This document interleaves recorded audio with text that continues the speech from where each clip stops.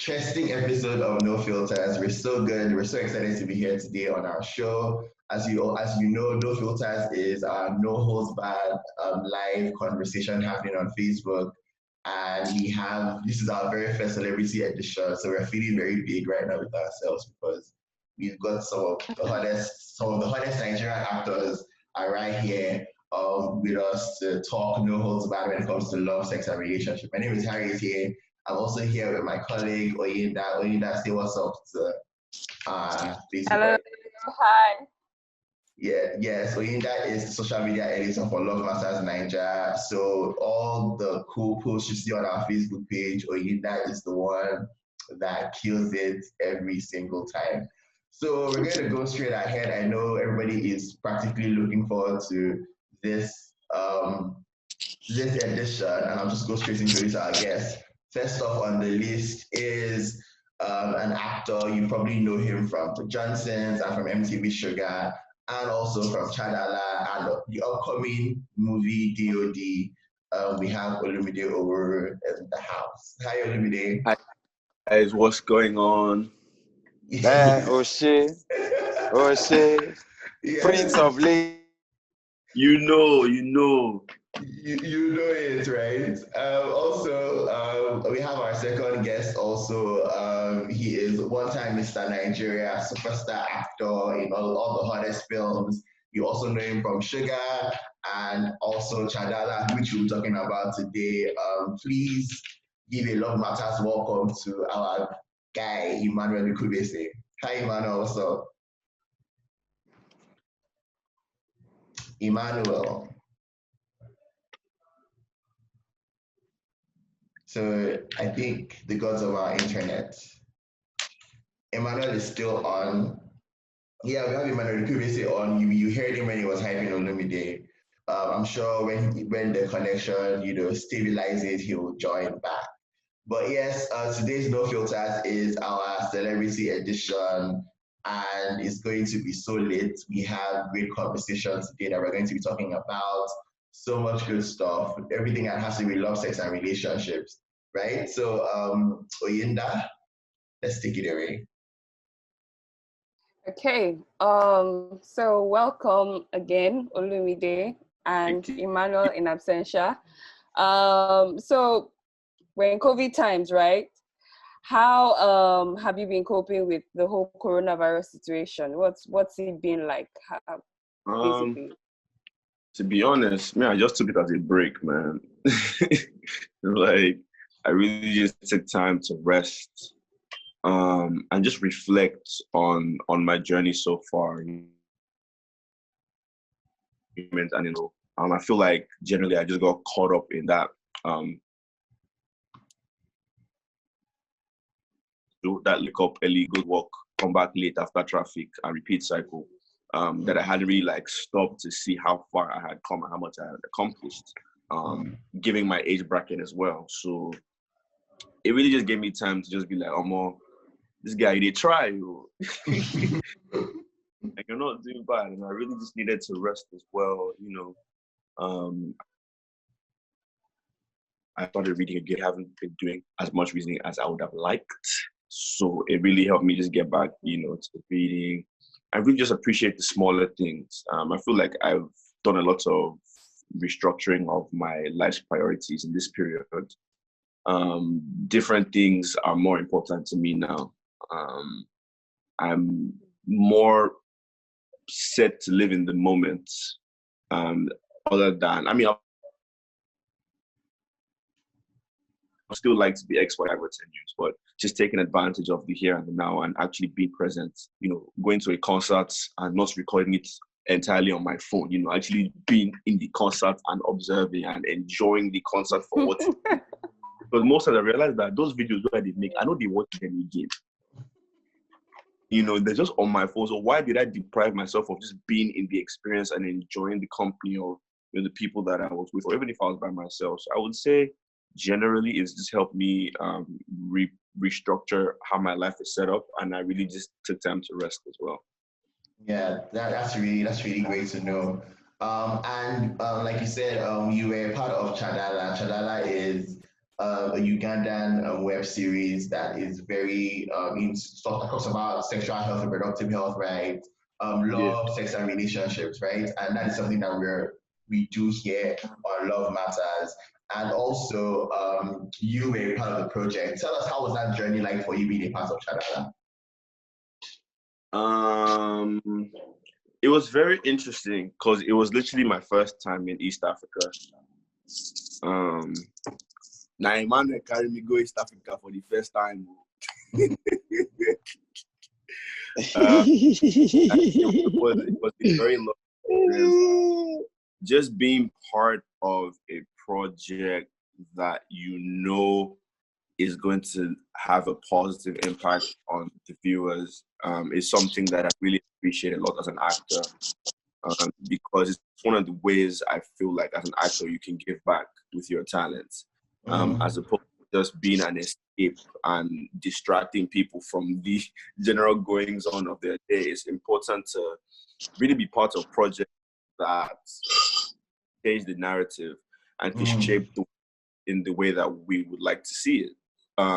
So what Chadala did really was not necessarily introduce new concepts in terms of love and relationships and, sexual and behavioral health and all these other things. But I feel like, especially in East Africa as well, I don't think there's any East African content that's been presented in the way we did Chadala, in the sense that Chadala is very relatable for a lot of young people.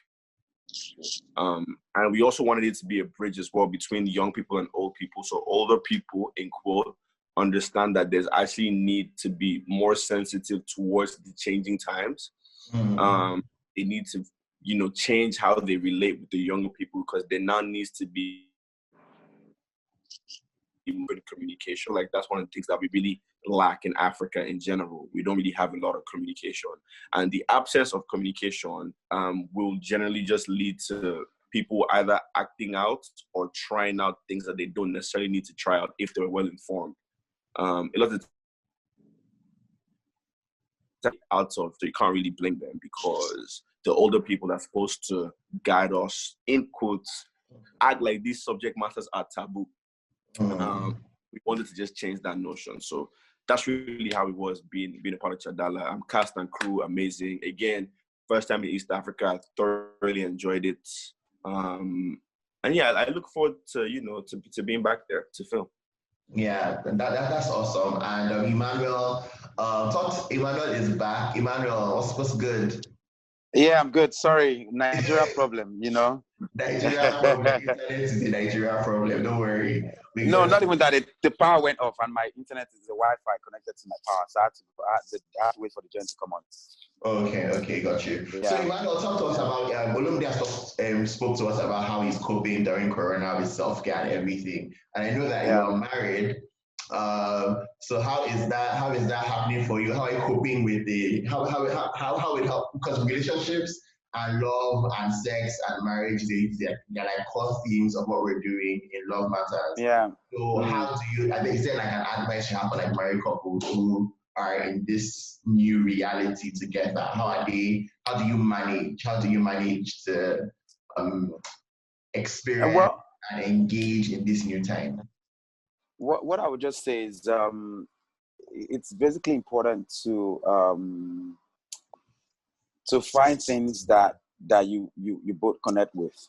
You get what I mean? Because in times like this, these are things that matter. And also these are times where strategies are made, because really you cannot go out, so this is time you birth or you incubate strategies, and when the times are clear, you begin to birth a lot of those things. So for me, this has been a lot of time for writing and creativity. Like, I've just tried to soak into that space of writing and cooking stuff and creating stuff, and just getting myself ready for when things begin to come back to that normal space again. Then I'm just ready to fire down, So yeah. Basically. Yeah, that's great to know. And also, Olumide also spoke about Chadala. Talk to us about Chadala for a bit. How did that happen? You're one of the producers of the project. So how did that come about, and what is the importance of having a show like Chadala for young people across the continent? Okay, Chadala, when I created Chadala, my thoughts, or what I had in mind, was basically a show that would basically speak to both the younger audience and the older audience in a very 21st century way. You get what I mean? Because we all know that we're in a space and time where people are very visually motivated. Okay, if it's not visually captivating, people are not ready to listen to it. People are not ready to see it. You know, and in order to catch people's attention with issues of life, like what we portrayed in the show, Chadala, you know, with the issues like rape and teenage pregnancies and domestic violence and all of that, to be able to present such issue in a way that young people would accept and just learn with it and just become so caught up into the show and become a part of the show. You have to be ready to do a show that would buy in their attention or catch their attention span. Because we know young people these days, our attention span is very short. So within that first few seconds to 1 minute, if you're not giving them something that is really catchy, that will determine if they're going to stay on or they're just going to drop off on that train. So this is important with what we're trying to do with Chadala. And that's why when I was creating the show, I really wanted to have all that element in that show. And not just for the sake of just young people and older people, but something that will also cut across Pan-African wise, because messages like this do not just happen in Uganda alone. You don't find teenage pregnancy in Uganda or rape in Uganda or domestic violence or HIV and AIDS in Uganda alone. You know, these things happen across Africa. You know, the same rape and domestic violence situations you find, or teenage pregnancies, you find the same situations, the same scenarios, you find them play out in a Nigerian environment, or in a Ghanaian environment, or in a South African environment, or whatever other African environment, even across the globe. But I wanted something that was very, very Pan-African, that it would just be a one-stop shop, that basically this is the show where you can be in Uganda and you enjoy it as a Ugandan, you'll be in Nigeria and you enjoy it as a Nigerian, you know, and you could just be anywhere in Africa and just enjoy it as an African, because you just love the fact that this is such a real African content and very relatable as an African. And this was the whole entire vision when I was creating the show Chadala, you know, and I'm glad it turned out to be that, you know, and that's why when doing casting as well, I looked at it, you know, who can I have as a cast on the show? I had to go and look for the Fresh Prince of Lagos, Olumide. Fresh Prince of Lagos, Olumide. Yeah, so yeah, and then of course, you know, so he's also a very fantastic actor as well, you know. And I said, hey, bro, please come support me on this project. Let's do this and all that. And he came through and he gave me his entire support, you know, cast-wise as well. In Uganda, we had really fresh talents as well, and the chemistry on set was just amazing.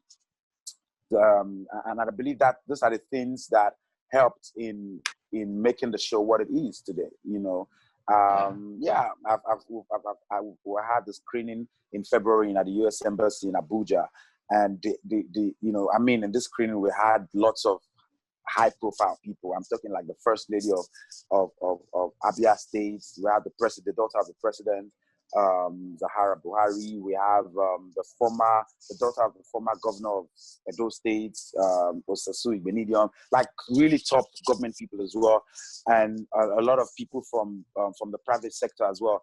And the reason why we did this was so that we could see how they would relate to the show. And the reception was mind-blowing. We had a talk session after this, and the way they could relate to the show. In fact, they didn't feel like it was a Ugandan show because they could really relate to it. And for me, that was very, very important. And yeah, so I feel like, yes, the vision for creating Chadala was basically established. And of course, in Uganda, it's one of the biggest shows in Uganda in East Africa, you know. And yeah, so we'll keep pushing it, and we just believe a show like that will keep encouraging people to speak up. We keep encouraging parents and young people to dialogue, and and the older generation to be able to help the younger ones to make the right informed decisions and teach them the right things rather than letting them go outside to the real world, Instagram, YouTube, Google, friends, peers, and just find themselves with the wrong information that could just lead to things that could just be, I wish I had known earlier, kind of situation. Yeah. And that's what we try to do with Love Matters. We try to provide information that will make young people make informed choices. We feel like that is also very important, that young people have the access and the right information so that they can make the right choices. Oida has some questions and comments from our audience, and they've been waiting to speak to Olumide and Emmanuel since. So Olumide and Emmanuel, please, our audience have questions and comments for you, please. So yeah, Oida, over to you. Fire down. Okay. So it's a tradition on No Filters where we have our audience on Facebook send us questions, and today we have millions of questions, but we're just going to answer a few in breaks.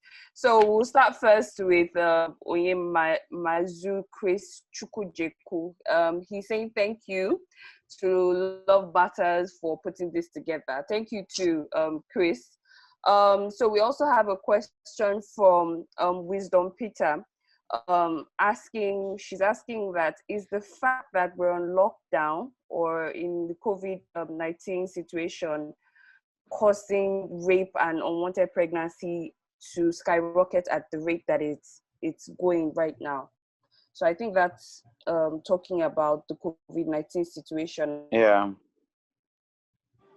And how it's causing an increase in rape and sexual assault. So I don't know if anyone wants to, Olumide or Emmanuel, who wants to go first? I'm late. You said? Okay, yes, I of course, we've seen a lot of reports that, not just even in Nigeria, across, I'll use Africa because the reports that I've seen, it's been coming from a lot of African countries. And it's skyrocketing because, like I said, it's just been an opportunity for people to misbehave. And I'm not even talking about just boyfriend and girlfriend or a guy raping a girl. I'm talking about amongst family members. We're talking about uncles raping, their nephews, or all this nonsense kind of funny things going on. So it is definitely skyrocketed. The rate of domestic violence has gone high as well. Because of course, the world prior to COVID, we even found it difficult for people to come out to speak up or complain or make, or bring up charges against people. You can imagine in a lockdown situation where you have nowhere to go. You can imagine how it was even to go in for someone going out to get food stuff or just something you need. So you can imagine for somebody who is being put, I could just imagine such a situation, and definitely has skyrocketed. And I just hope government officials and NGOs are really, really looking into doing something about this. Honestly, it's been a challenge. I also know one of the reports, people living with HIV as well. I found it difficult to get a lot of their daily medications. So these things, COVID has totally taken the attention off every other thing, and it has just caused every other thing to suffer. And it's sad, and I feel like we need to find a solution prior to this COVID situation being a thing of the past. We need to know how to not just pay full attention to COVID, but also pay attention to these things. And actually, this is one thing that has really offended me as well with the COVID situation. Like, I have seen how much the government or people or government agencies across the world have really stood up in the fight for COVID, which is really great. I don't have a problem with that. But prior to COVID, we've had really dangerous things like malaria. We've had dangerous things that we've been dealing with, like domestic violence, HIV and AIDS. Really tough teenage pregnancies and, this serious situation. And it just almost feels like they are not as important as the attention that we're giving to COVID, and we know that these things have claimed, lives of people the same way COVID has also claimed the lives of people as well. So I feel like going forward, in as much as we're finding a lasting solution to this COVID situation, we need to pay utmost importance to every single situation that we are facing right now globally, and not just focus our attention on one particular, because we feel it is the pandemic, basically. Yeah. Thank you. Thank you so much, Emmanuel. So the next question is for Olumide, and it's from Purity Silvanus. It says, is it proper to have sex and then before dating? So her question is it proper to have sex and then start dating? So what's your take on this? What's your take on this? So in my opinion, again, my opinion, I don't think sex on its own is a factor strong enough to guarantee the success of a relationship long term. So whether the sex happens before you started dating or right when you started dating, or even a bit of time after you had started dating, it's still not a guarantee for the success of that relationship long term. People will stick around with or without the sex. People still have amazing sex and still cheat, or have amazing sex and still break up. So if at all you're going to be having sex, I always feel like it should never come from a place of pressure. You should never feel like you're doing it because of your partner, or you're trying to keep somebody happy, or somebody's, blackmailing you emotionally, telling you, oh yeah, or if you love me, you'll do this, or you're making it hard for me, I'll go outside if you don't give me this. And I mean this pressure from either party, your male partner or female partner. But in my opinion, I don't think the timeline in which sex happens is going to guarantee relationships being successful or not. So if you feel like you want to engage in that activity, it should be because you want to for yourself and not just your partner alone. And also understand that it is not a guarantee that your relationship is going to last. So if you're hinging the hopes of a long-term relationship on just sex, I think there's a problem with the foundation of that relationship. Yeah, that's very true. That's very true. The next question, still for Olumide, is from Onyekachi Ebuagu. And he's asking that how can you relate with someone that you've broken up with, but you still see the person in your workplace? So I don't know if that's happened to you before. Workplace, bro. Workplace link-ups are stressful. Tell us. They are very stressful. What I would say is, I feel like a breakup being good or bad or smooth depends on the maturity level of both parties. So it also comes down to understanding the reason for the breakup and how it was handled. In a situation where I feel there's been adequate conversation beforehand, it will be slightly easier to transition into being friends, or at least just colleagues that can get work done. I feel like where there might be an issue is if either party is now seeing somebody else in the workplace. That might then lead to a bit of drama, because an entanglement. You're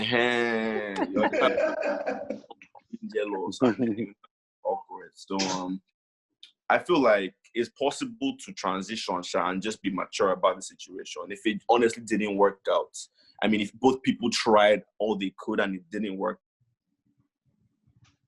out, it's pretty obvious that it just wasn't meant to be, as opposed to if somebody wasn't giving up to 100% in the commitment ratio. So I'll go back to Harry. Harry, please can you take us from here? Yeah. We'll come back to the questions. We'll be back with more questions from our audience and comments. But I wanted to ask both of you, Olumide and Emmanuel, about being part of projects that have, being very vocal about talking about social change and, just making young people make informed choices. What is your hope for how we start to create art, that focuses on young people? That I know when we were growing up, we had like, I need to know, that was like the basic one that we had then. But now we're seeing that there's an influx and there's a growth of so much more content that focuses on, helping young people make informed choices. First of all, tell us about the importance of just having much more platforms that do this for, young people right now in the country. Who would like to go first? Mr. Producer, sir. Okay. One thing I would say is it's always very important to have shows like MTV Sugar, shows like Chadala. Of course, I Need to Know at that time was a great show. It's very important because we need to always find that balance. Like I said, informations like this. I'm a person, I don't know, maybe because I just love to watch shows or movies that are real. I mean, it just gives a different vibe to the film. When you just know that this is either, wow, somebody went through this. Like I watched Narcos on Netflix and I'm like, so this is actually a real guy. Like this nigga was bad like this. Like I can, what's his name again? What's this guy's name? Pablo Escobar? Escobar and the other one. Escobar and the one from Mexico that's in Chapo. Like, this guy, like, these are real human beings. How do these guys can do this kind of thing, and trust me, I mean, like, these things open your mind to things that you would usually read these things in a book. You get what I mean? These are things that people used to read in a book to get more informed knowledge about this kind of things. And when I mean this kind of movies, I know you say, oh, it's a drug movie, this. But I mean, in some kind of way, when you watch a movie like this and you see the way these guys ended, like Escobar, you see the way that despite all the money and the power and all the things he was controlling, look at how he ended his life, just died like a chicken, you get what I mean? And when you watch this thing, and as a younger person, and maybe you had that vision of trying to, especially the way they were portrayed before you watch the film or before you read about them, you think, man, these guys are bad. Some people even call themselves, I want to be like Pablo Escobar. But when you actually watch the end result of how their lives ended, you be like, oh boy, I really don't want to be like this guy. Like, if this is how I'm going to make all my die like this, I don't want to. I rather like to have a better role model. Like, I would like to look forward to someone like Muhammad Ali. I look forward to someone like PDD, someone like, Pogba, who are young people doing good, making money and influencing the world with their talents and their sports. So just things that they are doing that is adding value to the world. This is the kind of person that I would like to be like. You understand? So this is what we're doing with using stories from stories that affect us in real life, like the issues of HIV and AIDS and teenage pregnancy.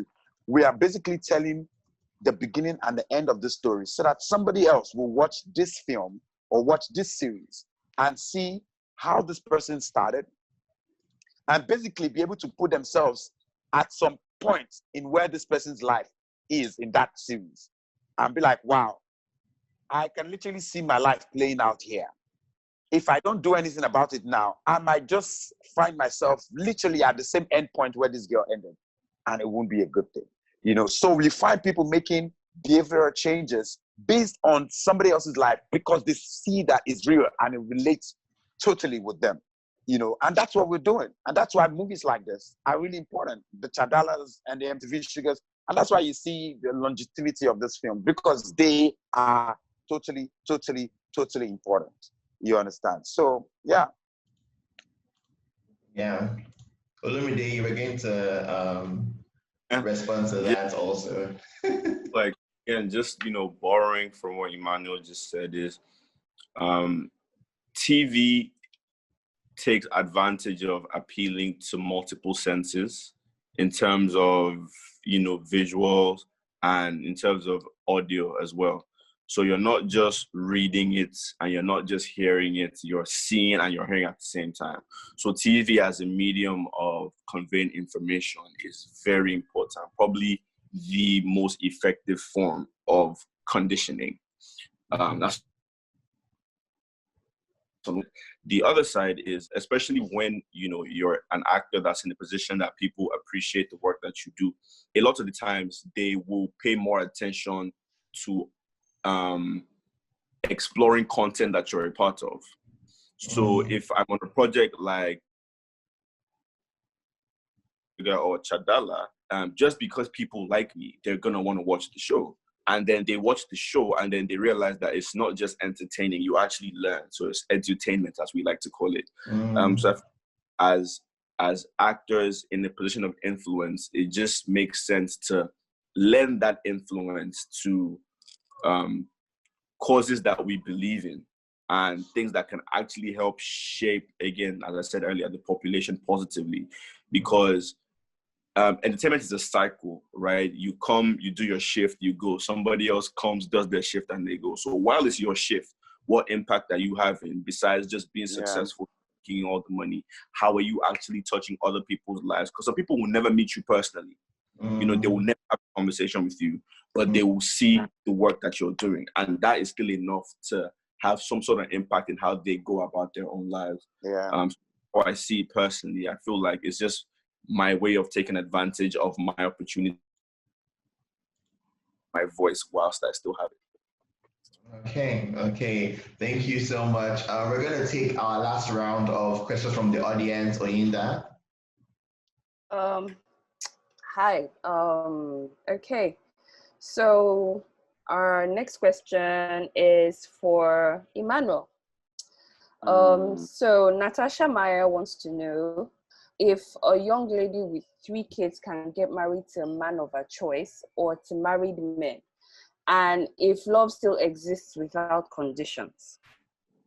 Come again, please. I didn't hear you properly. Okay, Natasha Meyer wants to know if a young lady with 3 kids can get married to a man of her choice or to married men. So basically, she's trying to say that because of the number of kids that she has had, does it, because society might, say that she cannot have married, she can't get married to anyone she wants anymore because they won't find her attractive. So is she now relegated to the option of, being with married men who are most likely to accept her in that situation?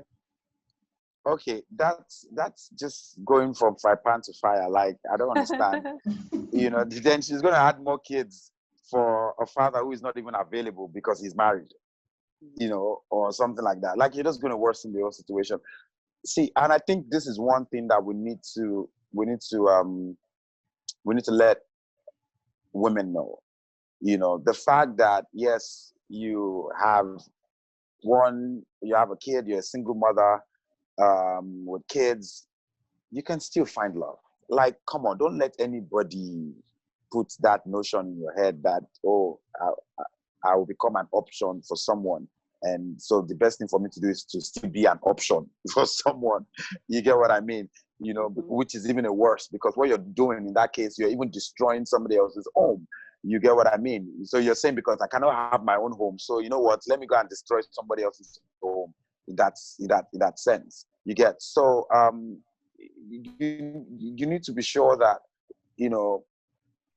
first of all, I feel as a single mother, you need to ask yourself, okay, what am I even doing that is not causing me to be able to stay with whoever I was with, in that sense, that I get pregnant and I have a child for them, and I'm not able to say we are in a relationship, because that alone, it tells a lot, even for that child. You get what I mean? So, but let's say peradventure you were just in the wrong hands. You just met some douchebag. I'm sure this is a show that we can use such words, right? You meet some douchebag who gets you pregnant and leaves you alone and totally abandons you for that child. And you find yourself 1, 2, or 3 different times in such situations. What you just need to do is just make sure that you are finding someone for the right reasons. and you work on yourself to the point where you become a person of value to whatever relationship you find yourself in next, that would not let them take advantage of you, you know, which is very important. Because once you do that, then you become, as long as you're a person of value, and you know, then you find love in that space, then you'll be able to build a home with someone, because that's what you're like. That's where the problem is at this particular moment. So don't try to create a pandemic, let me use that word, in your situation by saying, oh, because I can't do this, then let me now decide to go to a married man who has a family, and you end up messing people's homes. I don't think that is right. Stick to it, believe in God, pray to God that He should give you your own man, and work on yourself to the place where when even that person comes in, you're of so much value to him that he would not want to let go and wants to build a family with you as well. Yeah. Thank you, Emmanuel. Basically, don't let society define your relationship and who you're going into marriage with. Yeah. So the next question for Olumide is very, very interesting. It's from Donald Yari Benedict, and he asked, I've heard a thing about the 304 phase, which I learned is the whole phase. I think when turned upside down. They say women tend to go through this phase in a particular time of their lives. How true is this? They say at this point in time, they feel like testing different waters. Yeah, if you know what that means. So, what do you think about the 304? Well, I thought we were very free on this show. Why are we saying we know what that? I don't know what it means. Can we say it? I'm reading the question. The whole phase is supposed to be when people, because I don't think it's even a woman thing. I think it's also men and women go through the whole phase, right? Yeah. So the whole phase is just basically, at this point in my life, I don't want to be in a relationship. I want to just be having sex with random people for like maybe like a year or 2 years or however. So Olumide. So the thing I can draw from this question right away is, I feel like generally guys cannot handle a female that is sexually confident, right? A lot of the times it's intimidating when you that knows exactly what she wants, and she's like, I'm not trying to be in a relationship, I'm in my best life. Why is it that when it's for guys, it's fine, it's allowed? Like, we have a whole pass to do whatever we want, but for the females, they're supposed to just like sit down and behave themselves, in quote. I feel like everybody kind of in their own way phase, and I feel like it just works depending on your own natural timelines. It's just a point in your life where you feel like you want to experiment. Sometimes it doesn't even have to get as far as having multiple sexual partners. It might just be you wanting to just not necessarily feel like you're caged, in quote, or in any commitments at the time. So it's like you just kind of have a hall pass for yourself. And I feel like it's a thing that people just generally need to experience, because you actually find yourself, the more you relate with other people. How do you know, the character traits that you like, excuse me, if you don't go out and actually date? If you only dated one person, you really haven't figured out enough about yourself, in my opinion, because other people's actions and reactions will actually help you find out about yourself.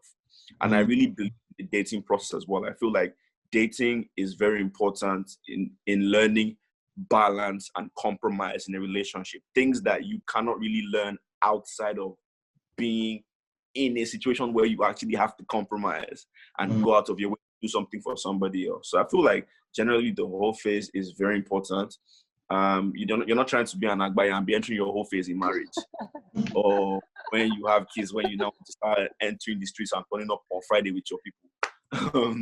So I feel like phase where people just really find themselves, and I generally encourage it as well, along the lines of being responsible with your behavioral and sexual health as well, not just being irresponsible and just doing whatever. You have to also be be mindful about yourself and the next person as well. It's really important that we owe it to each other to make sure that we are very intentional with how we are enjoying our whole phase. Okay, thank you so much. Our time is fast spent. I know I promised everybody 30 minutes. I think we've gone way past 30 minutes, but thank you so much to Emmanuel and Olumide for coming around and having this great conversation with us. It's been so refreshing. Also, it changes the tone of the show. So we're going to actually try, to bring more celebrities in to join us. So thank you so much again. Thank you. Emmanuel, in one sentence, can you tell us anything, what you're working on and how we can reach you? Okay, like I said earlier, I'm currently working on a lot of stuff creatively, putting in a couple of shows together, writing, creating, strategizing, cooking, and when the soup is ready, you will be served. Okay. Okay. And yeah, Emmanuel Ikubese on social media, right? Yes. Yeah. My full name is Emmanuel Ikubese on all my social media platforms. Okay. Yeah. Olumide, I know you are going to be in DOD. We had mentioned that earlier on, but any other thing else you're working on you want to share with us and how? Come, Olumide, what is DOD that they've been saying since? So? Bro, we actually don't know either. It's on a PR move now. So when they want to announce the final premiere, that's when they will now probably announce what the title is. But we don't know yet. Oh, okay. So it's okay. I get it. Okay, I get what you mean. No, just know yet, sir. So. Oh, okay. Okay. Nice. Oshé. What suggestion is to do or die, Sha? I guess we'll find out. Okay. Oh, even you were active. You don't know. Right? You don't know the name, Abi. The DOD. Wow, nice. Sorry, Harry. We're discussing another matter on yet. No worries. I've got some films lined up, some series lined up as well. I'm also working on my music. I'm really trying to develop my artist side. Oh shit!